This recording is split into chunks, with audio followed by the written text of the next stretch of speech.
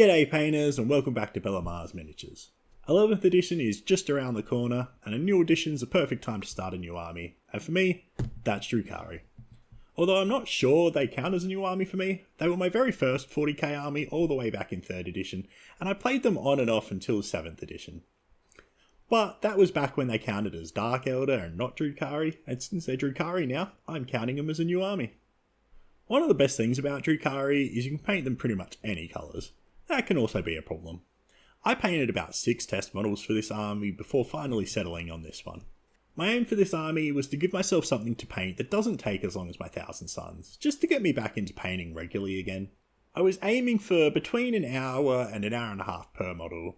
I went a bit over, but I think they came out great and they're worth the extra time. Anyway, you're not here to look at my ugly mug while I ramble on, so let's get to the painting table. As always, when I start painting an army, I start with a battle line unit, so Kabalite Warriors it is. I've sub-assembled them with the heads and arms off. Because the arms work in pairs for these guys, I've used little bits of sprue to keep them paired up, just using some super glue to stick them on.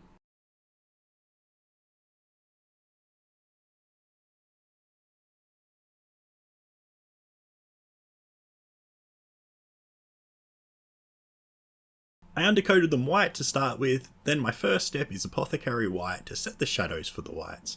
I'm doing this step first so I can be messier and quicker with it. It's also worth noting early, I had some weird lighting issues throughout this video. First, my camera struggled with picking up the white well, so I had to turn the brightness down a fair bit. Then my LED lights just randomly died at one point, so I finished that session with a lamp. Then I got a new light set up and had to play with things a bit to try and get it decent. So please bear with the lighting throughout the video. I think I managed to keep the quality decent throughout.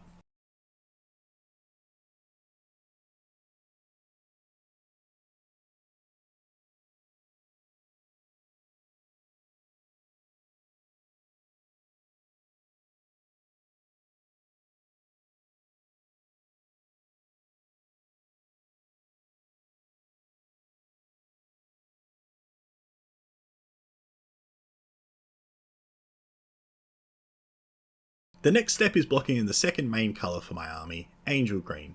Drukhari is an army that looks great with just a single main colour, and most of my test models were with one colour, but this was the first colour scheme I tested and I just kept coming back to it. It means it'll take longer than a single colour, but I like the way they came out, so 2 colours it is. To start with, I'm using a smaller brush for any of the parts that are up against the white. Messing up the white would mean I need to reshade them too, and it just becomes a whole thing. Once that's done, I come back with a bigger brush and hit the rest.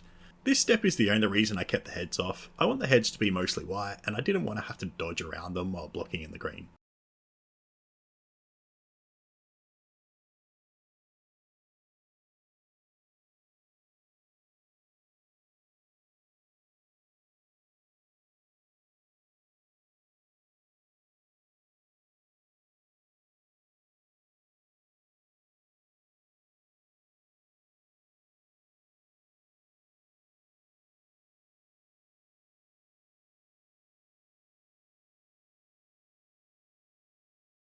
So the next step was sticking the heads on, and doing the green on them. If you want to make them easier to break them off of the super glue, stick them in the freezer for a few hours.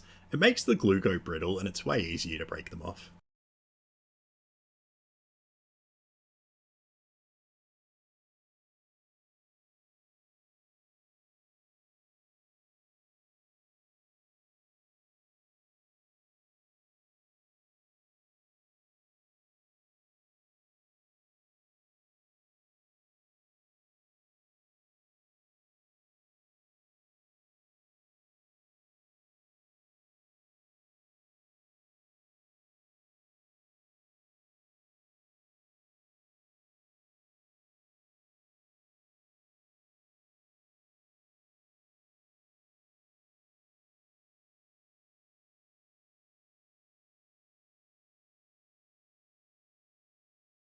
Finally, it's time to move on to some other colours. For the tabard, clothy parts, whatever they're called, it's worn stone. I tried a few colours here like reds, blues, purples, but I felt like they all pulled away from the white too much, so a light tan colour is what I settled on.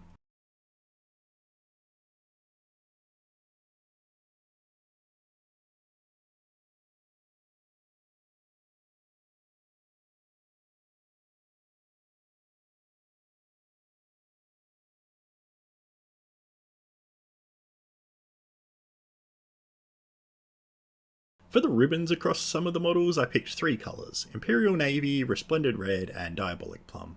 This just gives a bit of variety across the unit, but it does add a bit of extra time. There's nothing wrong with doing them all the same colour if you'd prefer that.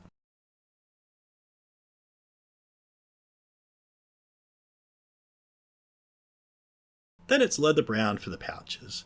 I do some bronze stuff later, and in the future I'll give those parts a base coat of leather brown at this step too. It helps it cover better. I ended up having to do a few coats of the bronze to get it to cover well over the white, but the bronze parts weren't in my original plan, so I didn't know which parts would be bronze.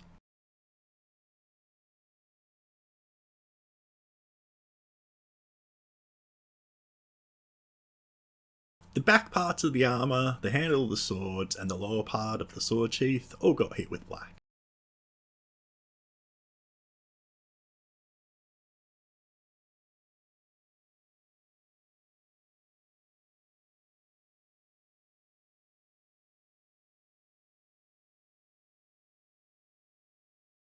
Next it was time for the bones, which I hit with Tomb King Tan.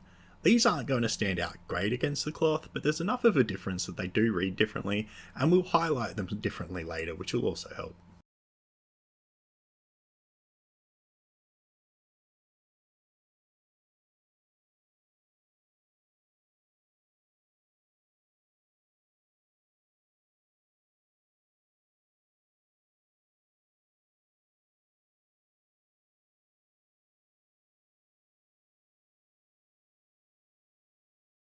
Time for the metallics. It's bronze first. I do the vials and the round things on their belts, no idea what they are. I also do parts on their weapons, not sure what to call those parts either, so I'll just show them in the video. As I mentioned earlier, these took a few coats over the white. If you're following along with this scheme at home, do a coat of leather brown first during that step. It makes a big difference.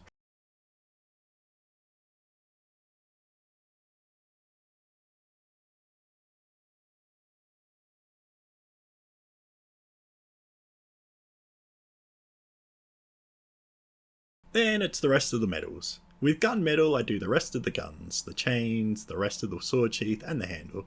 Then I go around hitting all those little spikes. This step takes a while, mostly because of the spikes. There are a lot of them and they're easy to miss. So take your time to look around each model and make sure you're getting all of them.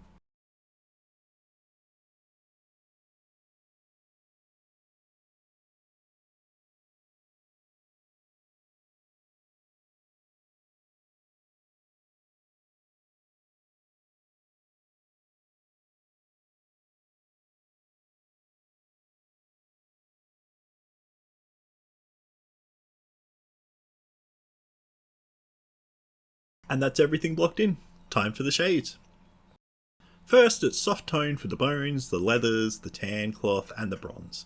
If you've watched any of my other videos, you'd know normally I take time to go around and fix mistakes before this step, but when I was looking the models over, there just weren't that many mistakes, and the ones that there were would be fixed during highlighting, so I didn't end up having to do that step. But if you need to do some touch-ups, do it before the shades.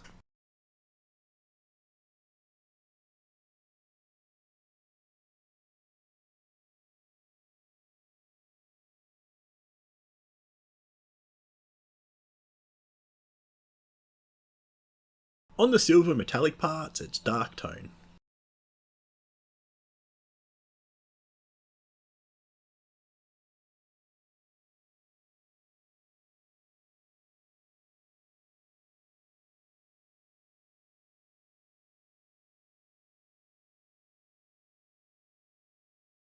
Then for the ribbons, it's magenta tone for the red, dark blue tone for the blue, and purple tone for the purple. Looking back, I'm not really sure you need this step, except for on the hair. The ribbons are probably fine with just a quick highlight later.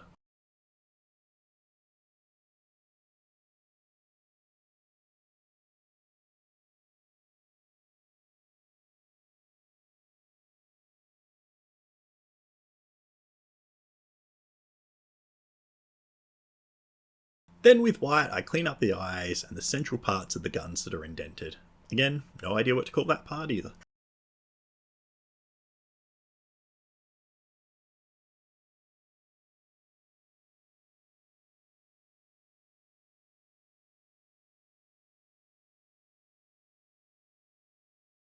Then I use Baal Red contrast paint on the eyes. I'm using this straight out of the pot, not worried about thinning it.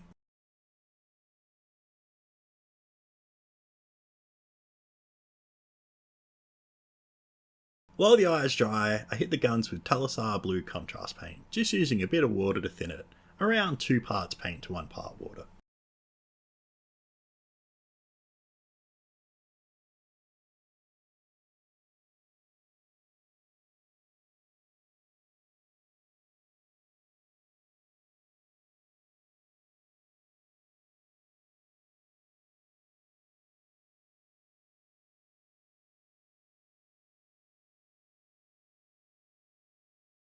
Then to finish the eyes, it's a tiny dot of Molten Lava.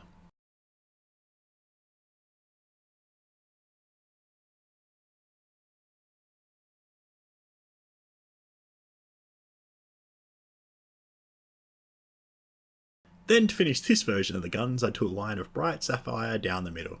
I say this version because much later I decided I didn't like the guns like this and completely redid this part. But I think it's worth leaving in the video for 2 reasons. 1, you might like the blue so you can see how I did it here. And 2, it shows that not only does everyone make mistakes no matter how experienced you are, but it's never too late to correct those mistakes. I don't fix these until the very end. If you're enjoying watching me paint something that I'm going to completely change later, why not give the video a like?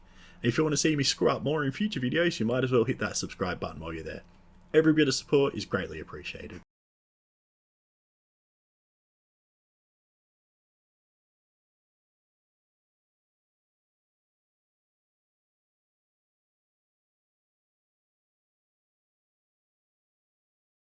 "10 hours later and we're finally to the highlighting. Yeah, I probably spend too much time per unit, but they look awesome at the end and it's worth it. Starting with white, I begin the highlights for the white. I'm using this pretty thin down here, probably around 2 water to 1 paint. That's not exact, a lot of it's feel and experience. We don't have a lot of room to play here with highlighting, we've darkened it a bit with the contrast earlier, but still not much, so using very thin down paint means the highlights won't brighten it too fast, just giving us more room to work with. This first coat is covering most of the white, leaving the deeper recesses and shadows alone.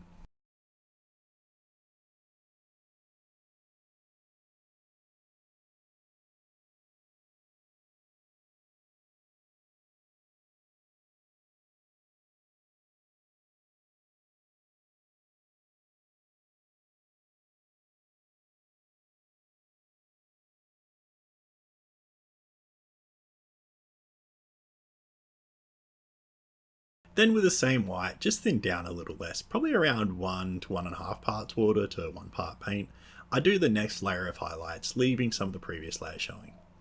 Because the previous layer was so thinned, it hasn't fully covered the grey from the contrast paint earlier, which means this layer is going to be brighter, making those highlights just smooth and transition a bit more.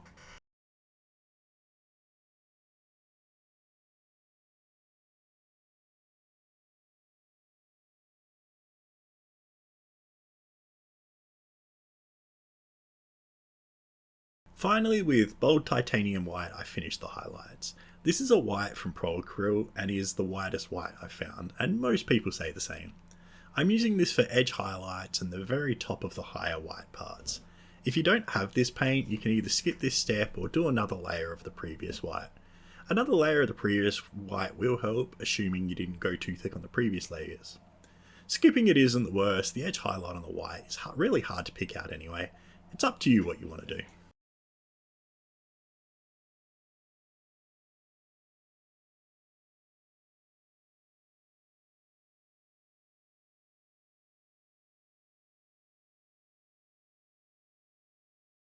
To highlight the cloth parts, I'm back to worn stone.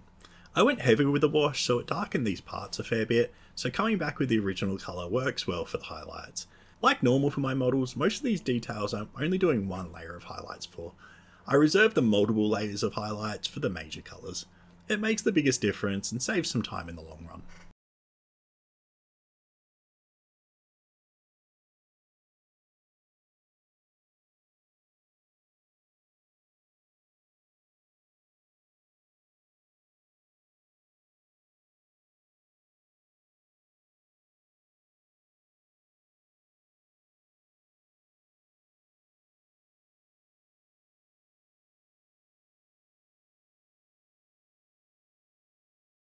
For the leather parts, it's Paratrooper Tan to highlight. Again, just one layer of highlights here. For the leather parts, doing some small scratchy highlights does help sell the texture of leather a little bit.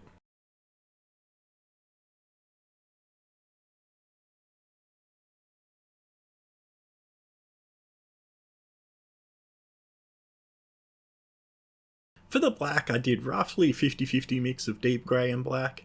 I really miss the Necromancer cloak from the old Army Painter line. I've struggled to find a good near black colour for highlighting black since. Death Reaper from Too Thin's coat line isn't bad, but I think it's just a bit too dark. Then for the ribbons, it's Royal Blue for the blues, Magecast Magenta for the purples, and Angelic Red for the reds.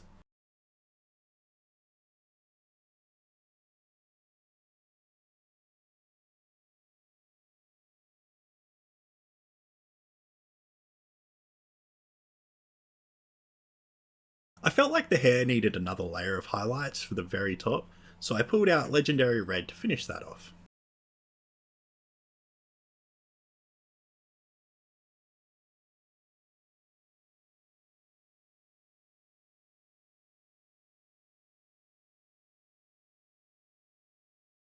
To highlight the bones, it's Skeleton Bone. I could have done the same thing as I did for the cloth here and used the original colour, but a bigger jump in the highlight helps the bones stand out as different to the cloth. Just a small trick to help differentiate them.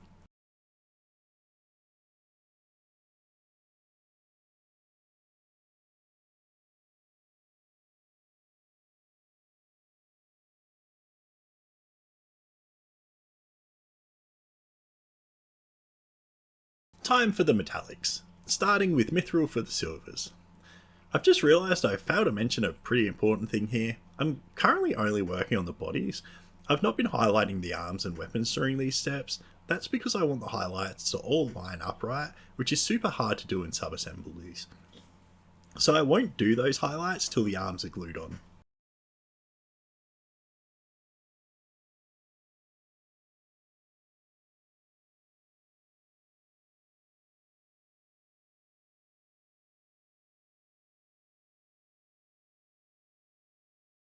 To highlight the bronze, I use bright gold. This is a pretty thin paint, which means a lot of the bronze still comes through and it doesn't read as gold, just a lighter bronze. If you did a couple of layers it wouldn't work, but one thin coat gives you a nice highlight.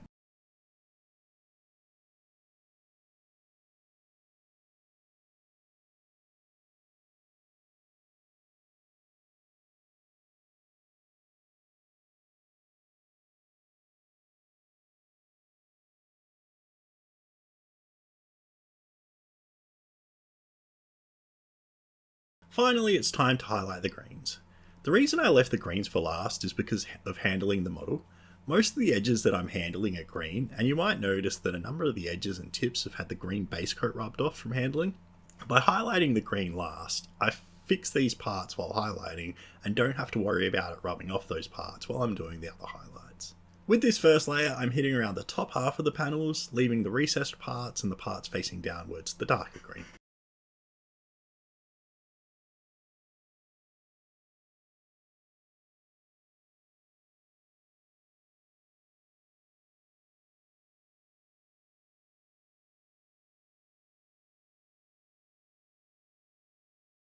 Then with Greenskin to continue the highlights, working within the previous layer just in smaller areas towards the top and the edges of the panels. A trick I do when I'm highlighting both this layer and the previous layer, and even the whites earlier, is establish where I want the highlight with a slightly thicker coat, then I come in with a thinner coat just to glaze the transition to the previous layer, smoothing it out and keeping the gradient that bit cleaner. So you're basically doing two coats. It takes a bit longer, but it gives a much nicer result without having to do a million glaze layers or wet blending.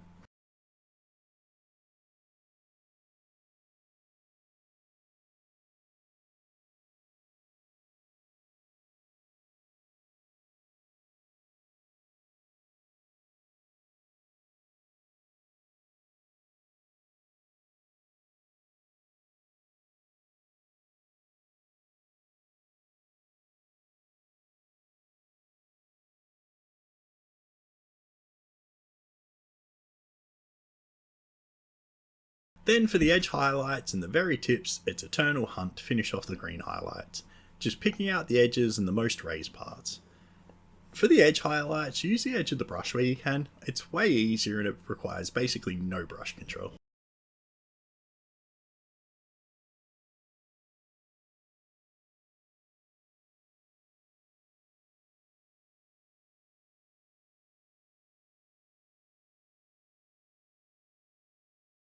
Then I glued the arms on and went through pretty much all those highlighting steps again. This video is already getting long enough and I'm sure you don't need to see each step again, so I'll just mention a couple of things quickly. First, I'm leaving the metal highlights for last this time, for the same reasons as the green previously. Most of the handling on the weapons is done by holding the metal part on the weapons, and I don't want to have to fix it up after I rub paint off. There are also two things I wish I had done before gluing the arms on. The first is changing the glowy part of the gun, and the second is the next step, which I guess we'll get to right now. All the gems. These would have been far easier to do with the arms still off. The main reason I didn't do them previously is I just wasn't planning on doing them. Then while doing the highlighting on the guns and arms, I realised that I'll definitely do the gems on like the elite units and the heroes, so it'll look weird if I don't do them on the Kabalites. So I start with Death Reaper to block all the gems in.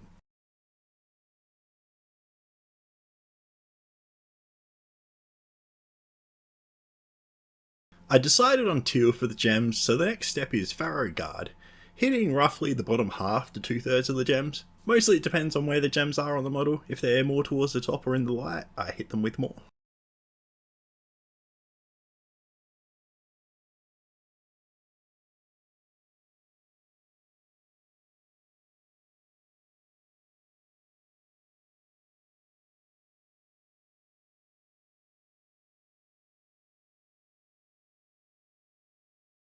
Then Aqua Alchemy inside the previous colour, covering around 1/3 of the gems.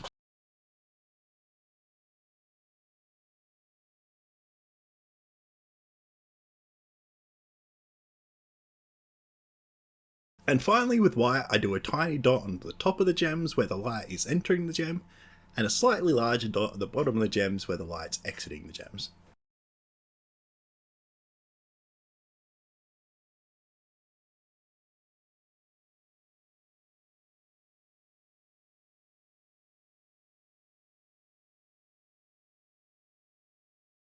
Assuming you didn't change your mind on the glowy part of the guns, you're finished here.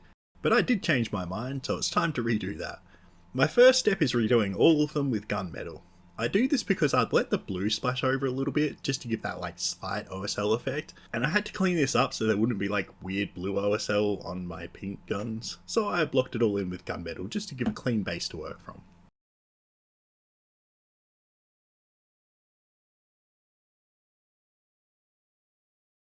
Then with Spellbound Fuchsia, I carefully blocked in the indented parts again.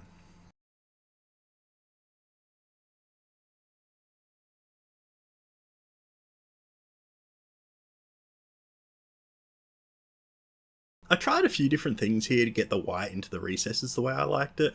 What I settled on was a mix of 1 part white to roughly 3 or 4 parts contrast medium. I let this flow into the recesses and use my brush to just push it off the higher parts. If you have too much on there, you can easily absorb it back up with a clean brush.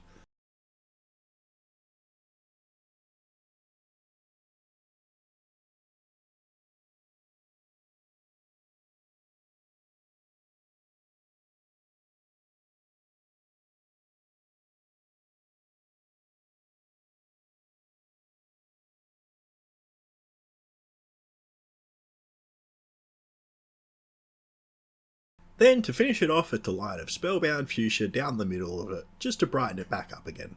It's probably unnecessary, but I think it makes a bit of a difference, and it's worth the extra 5 minutes.